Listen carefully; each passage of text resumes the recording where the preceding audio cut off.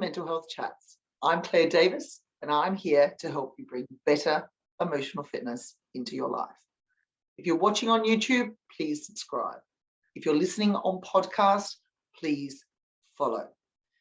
Today, the series is on depression, and I'm all about helping managers in organizations to help themselves as well as their teams to bring better emotional fitness into their life.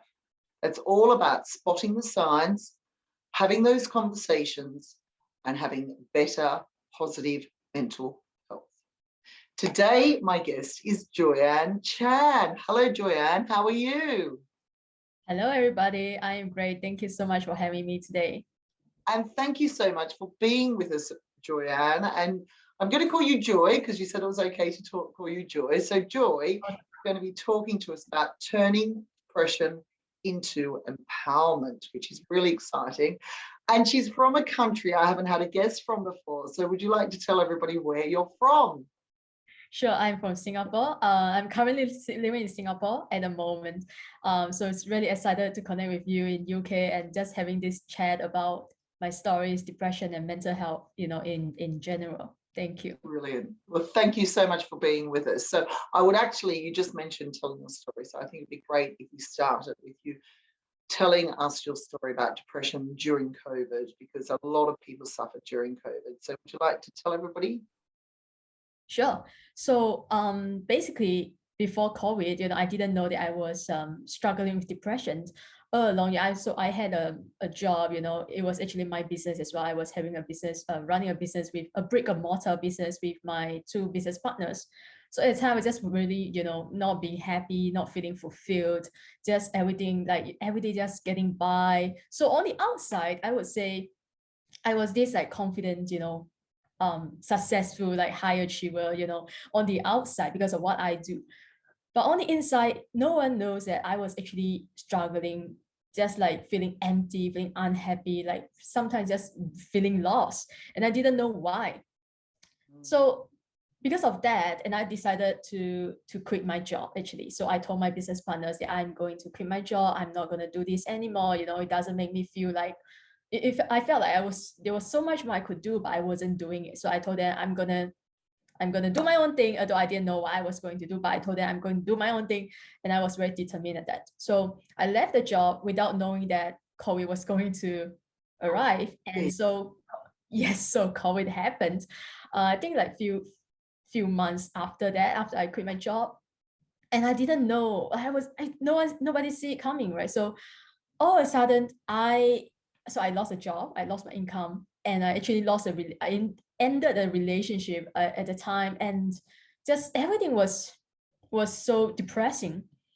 And of course, I went into depression, and then I found actually all along I had this what they call high functioning depression, or like some smiling depression, which is pretty hard to recognize.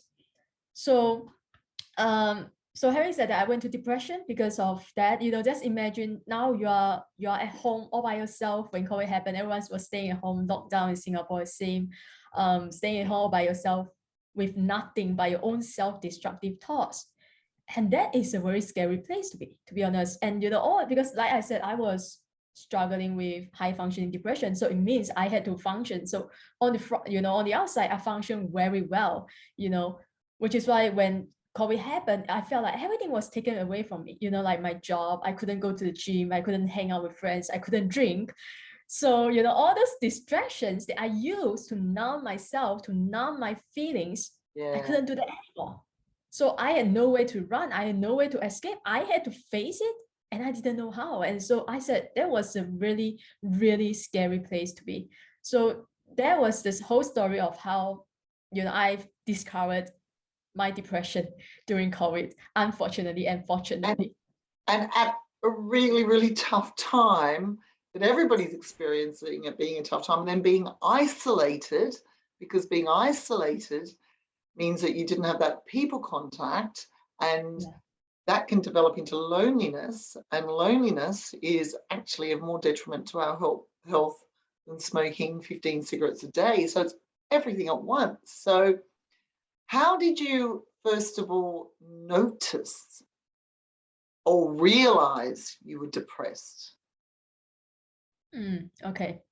So to answer that, it's very simple. I wanted to take my own life. I have suicidal thoughts. So which is like when you just get to a point where you don't even want to live anymore, that's the moment you realize, oh shit, this is really actually something really serious that I have to start looking into. So that was the moment that I discovered I think I have depression, right? I think I have depression. So actually I went to see like therapies and all that. I read some articles online too. So I went to the local clinic or like hospital, so they have like psychiatrists. So the doctor said, I was telling the doctor, psychiatrist that I was, so he asked me like, do you feel like taking your own life? Do you have suicidal thoughts? I said, yes. And I told him, I thought it's normal. I thought everyone has that. He said, no, like why would people want to take your own life? I said, okay, so it's only me. So he said, yeah, so obviously you have depression. And he put me under antidepressant. So I was taking antidepressant for a while, actually during COVID, until I realized it was actually making me feel a lot more worse. So I stopped taking. Yes. That's interesting because for a lot of people, it's just getting your serotonin level higher. So then that didn't work for you. How did you overcome the depression? What worked?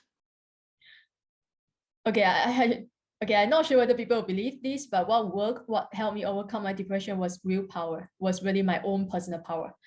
So I remember, just long story short, I remember, so during COVID, I was really trying, it's like one part of me, I want to die, but the other part of me is like, there's something I could do, right? Joyan, there's something you could do. So I was like seeking help, like talking to people, and I even like find out, like I Google like how to cure depression. So I literally Google, and like hypnotherapies, I talked to them as well. So I was trying out ways to cure my depression, but it didn't help. So I was like, okay, I was like so depressed.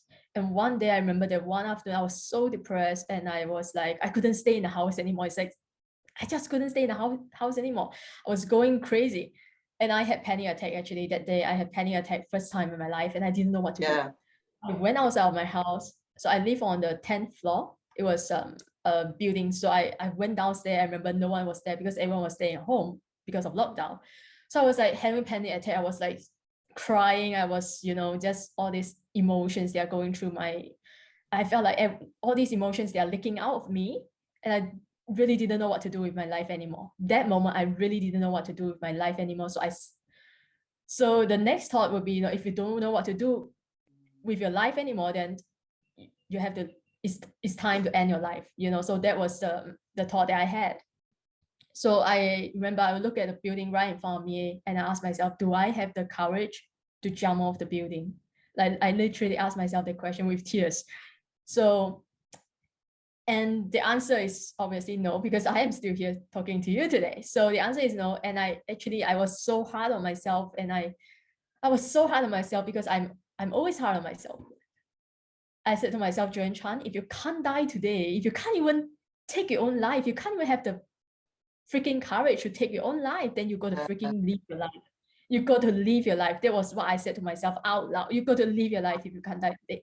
Like, enough is enough. This is enough.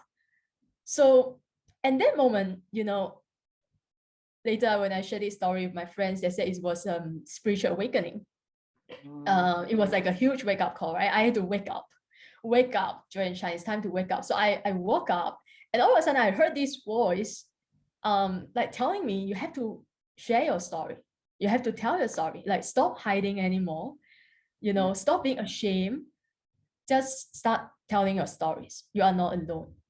And that was what I did. So that moment I decided, okay, I'm going to live my life, and I'm going to live my life to the fullest. Right? This is the one decision that I had to make. And you had a purpose, didn't you, Joy? Yes, exactly. So it was a moment that I found my purpose. It's why I became a coach eventually, that led me down the path of become of coaching. And here I am 2 years later on your podcast, sharing the story. You're amazing. And it says here with your name, you're an award-winning coach. Would you like to tell everybody about that? Sure.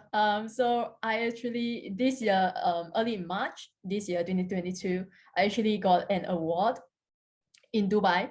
So I actually flew to Dubai to this organization. They kind of like, they found me on my like, I think on LinkedIn, if I'm not wrong. So they say they found me and they look at my career, my history, and all the stuff that I'm doing right now. So they are pretty impressed. So they asked me to, invite me to go to the event, conference actually, and actually, like they want to give me this award. Of course, having said that, I had to, like pass all their assessment, like interview and all that stuff in order to earn the award. So that was how I got my award. Actually, it was a leadership award. Wow. I had no idea I was going to achieve, such a milestone in just 2 years into coaching, becoming a coach. So I'm really happy and really grateful for the journey that I have, Well done. I have been. And having this purpose is so important. So how can we help people if we realize they're either in the workplace or people close to us who are in a similar situation? What can we do? What advice would you have given your friends, knowing this now, to have helped you? Okay, I would say if people are not, so I'm a coach, but not necessarily I am helping people out of their depression, because I'm not qualified to do that. But I would say really seek out help, really seek professional help. So like I said, like I mentioned earlier, when I found I had depression, I was like trying to figure out how can I overcome my depression. So first you have to ask yourself, this is the advice that I always give, you have to ask yourself, do you really want to feel depressed? Like, is this what how you want to live life for the rest of your life? Is this who you are? Because depression is just a label. Like I kept saying, I'm depressed, but I am depressed. The more I say I'm depressed, the more depressed I am, So it's just a label. It's not who you are. So ask yourself, how long more do I want to feel depressed? Because you are feeling depressed, but you are not depressed. So how long more do I want to feel depressed, right?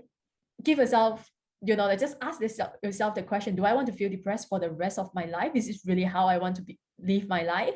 So like, how I make the decision, right? Enough is enough, this is enough, right? Yeah. That's why I say willpower, but I know it doesn't work for everyone. But we really take your power back, right? You really have to take your power back, because I realized it was a tough lesson.